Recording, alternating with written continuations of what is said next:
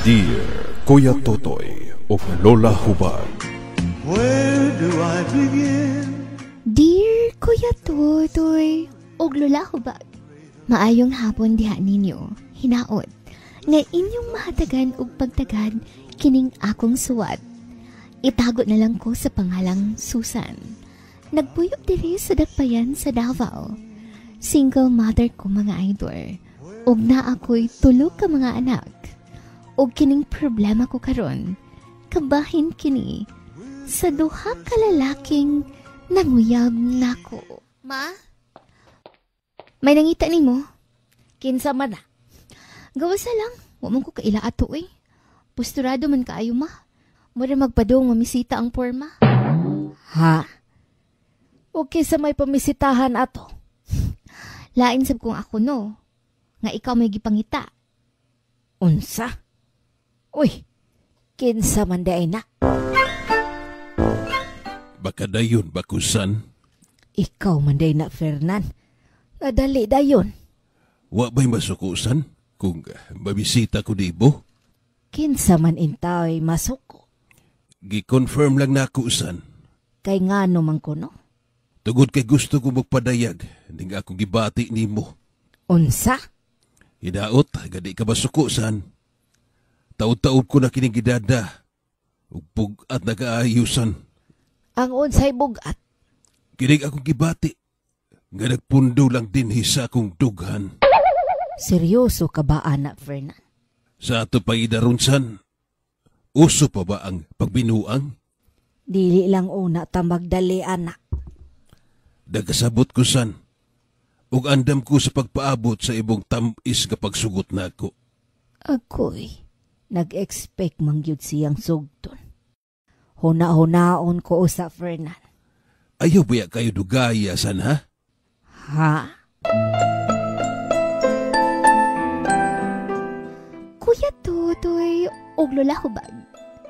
Siya si Fernan, usa ka byudo. Nga nanguyab nako. Pero kinilaging idara na pud ko karon mga idol.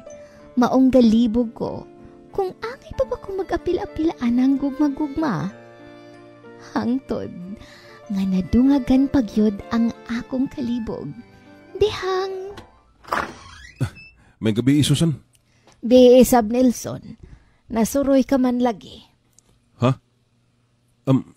May tuyon ta ko nimo ba? Kana kung dili ka busy. Dili man, kay unsa man di ay na. Kuansan? Kabahin ini akong gibati. Ha? Kay unsa man di ay nang imong gibati. Ay lang kasukusan ha? Pero butug-an na lang yung kunimo bas tinuod. Nakagusto ko nimo san? Unsa? Hoy Nelson, ay gani ko kabuang hidiha. Nalimot kang minyo kang dako. San? Di na ko malipayon sa kong asawa. Unyag dili na kamalipayon uban atong imong asawa. Nganong ako may imong hasulon, ha? Kay ikaw ang gipitik ning akong kasing-kasing san. Unsa? Pastila ni mo Nelson, ayaw intaw ko hatagig problema dong. Kanaog na, basin unsa pa unyay hunahunaon sa mga marites nga makakita ni mo diri sa kumbay. I love you san. Saba ka diha, oy. Palihog, tuhui ko san. Nanabuang na ni. Kuya Totoy og Lola Hubad. Nakurat na lang ko. Kay pati si Nelson nga usa kaminyo. Nagpadayag mun pod sa iyahang gibati. Nangaunsa naman ni sila mga idol. Kuyawang tiya, uy. Imagine, duha ka laki nag-ilog ni mo karuan. Nag-ilog ba di ay? Yes, nag-ilog sila sa imong kasing-kasing. Ah, wa ko'y interes nila. Ayaw sa gyud pagsugot tiya. Dapat, imuhan na silang sukdon kung asa gyud kutob ilang interes o gibati nimo.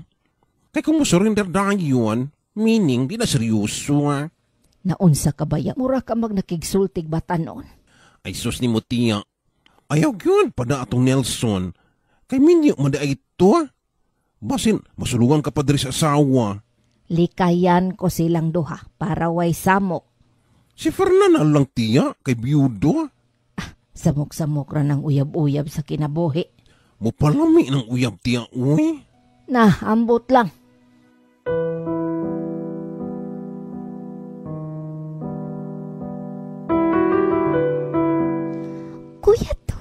Totoy og Lola Hubag. Unsa may angay kong buhaton karon? Mupili ba ko nilang duha? O ako na lang silang likayan? Palihog, tambagi ko ninyo. Magpaabot. Susan.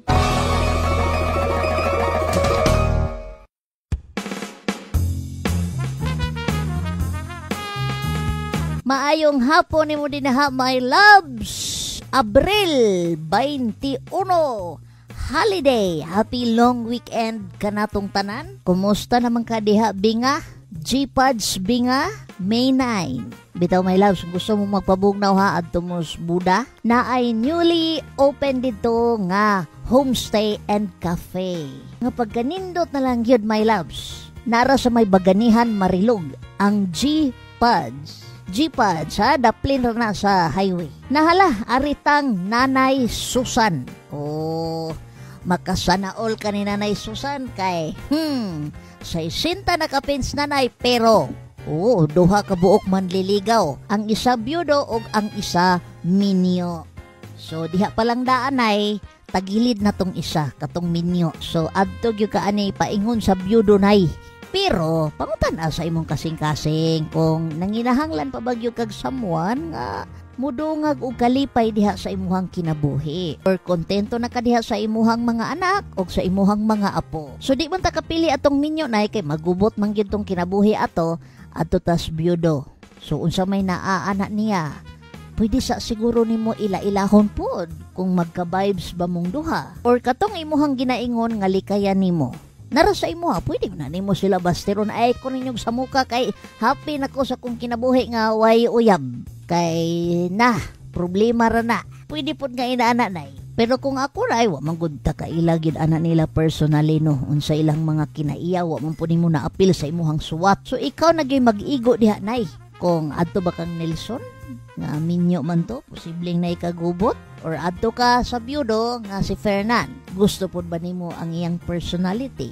Ikaw na'y mag-igo dihang mo pili or mo distansya. Salamat na Susan sa pag-share ni ining imuhang story din hining atong programa. Salamat sa pagsalig nay. Suwat lang unya kung unsa nay nahitabo kinsa nay imong gipili. Suwat lag balik. Ikaw po diha my loves kung naa kay suliran nga gustong ipaabot din hinamo ni Kuya Totoy, ayaw ra kahadlok, ayaw ra kaulaw. Ha, safe man ang imuhang identity dire kay syempre dili na to na i-reveal, especially kung sensitive ang imuhang story. PM lang Lola Hubag Love Radio Davao. O palihog i-follow na lang pud me. Maluoy. Search diha Kuya Totoy Love Radio. Lola Hubag Love Radio. Napod ko Instagram my loves. Basi ganahan mo diha ba? Lola Hubag ra gihapon. Nahala oy. Salamat kayo sa inyong pagpaminaw o amping mo asaman mo magwarawara. Sa ngalan ni Kuya Totoy, ako ang inyong Lola Hubag. Feel good lang. Always.